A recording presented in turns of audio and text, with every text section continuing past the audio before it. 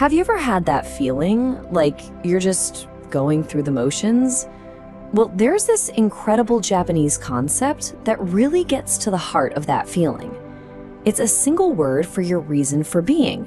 It's called Ikigai. And honestly, it might just be the key to waking up genuinely excited every single day.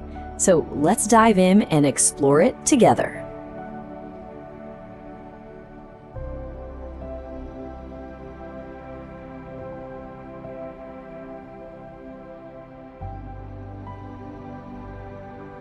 So let's just start with a really direct question.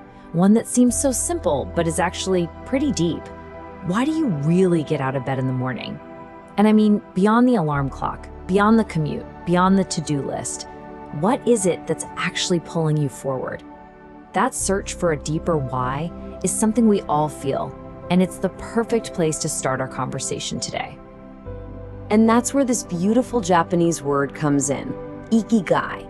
It's so much more than just a job or a hobby.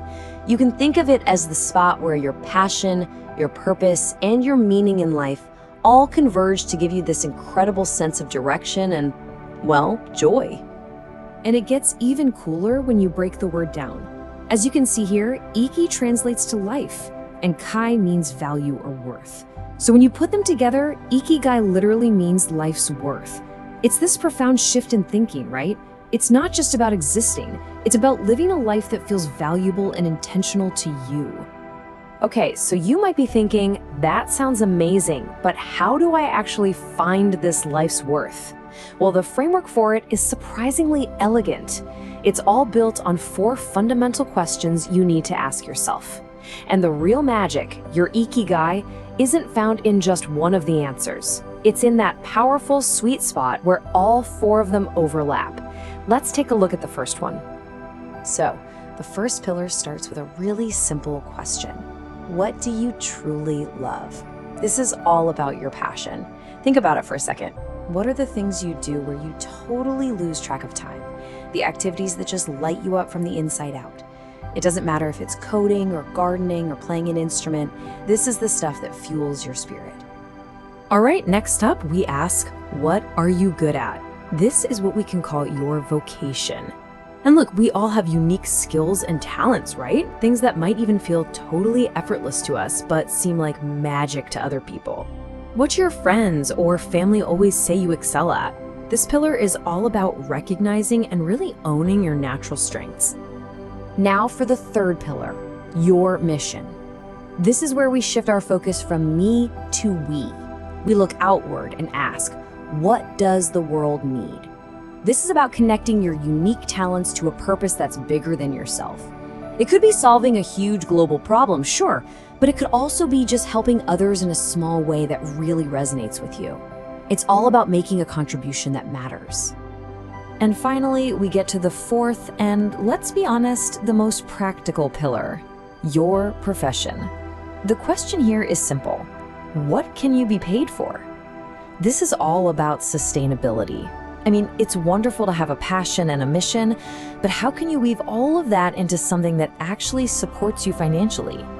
This allows you to keep doing what you love. And here it is. This is the whole thing right here, the intersection. When what you love and what you're good at and what the world needs and what you can get paid for all come together, that right there, that's the sweet spot.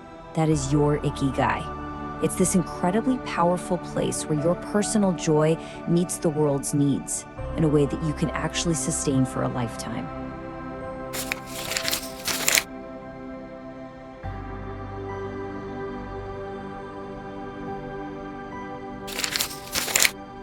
Okay, so that's the theory, right? It sounds great on paper, but what does this actually look like in the real world? The whole concept really comes to life when you see it in action. So let's look at a couple of amazing examples of people who have very clearly found their Ikigai. First, let's talk about the legendary sushi chef Jiro Ono. For decades, his entire existence was driven by this one single powerful idea, perfectly summed up right here. This deep desire to perfect his craft every single day.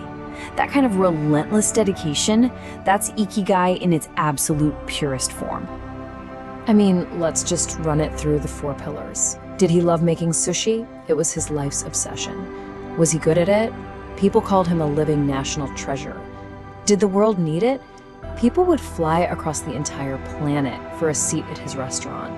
And could he be paid for it? Oh, yeah.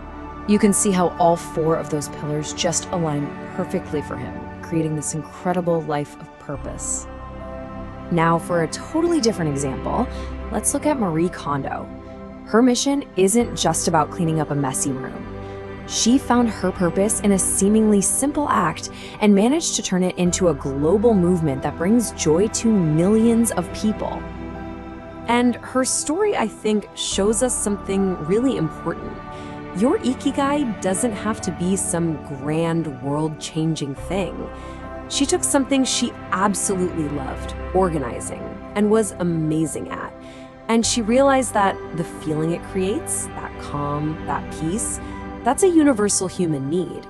She found her purpose in helping people find joy right in their own homes. So, hopefully you're feeling a little inspired by Jiro and Marie. Now let's bring the focus back to you. How can you start this journey for yourself? Because this isn't just some philosophy to admire from afar, it's a practical guide to living a more fulfilling life. And by the way, if you want to go even deeper on topics like this, we have a podcast on Spotify where we get a lot more conversational and really unpack these ideas. So be sure to check that out. But for now, let's walk through the steps. This 5-step process is a great roadmap. See how it starts inward with just some quiet self-reflection on what genuinely brings you joy. From there, you start exploring and really identifying your skills. Then you look outward to see where those skills could maybe meet a need in the world. And that final step is so important. It's all about experimenting, trying things out, seeing what fits. And please, remember, this is not about quitting your job tomorrow to become a painter. The journey starts with small, daily actions. Keeping a journal can be huge. It can reveal surprising patterns about what really fulfills you. And pay super close attention to those moments of flow. You know, that state where you're so absorbed in what you're doing that time just disappears. That feeling, that's a massive clue pointing you straight towards your Ikigai.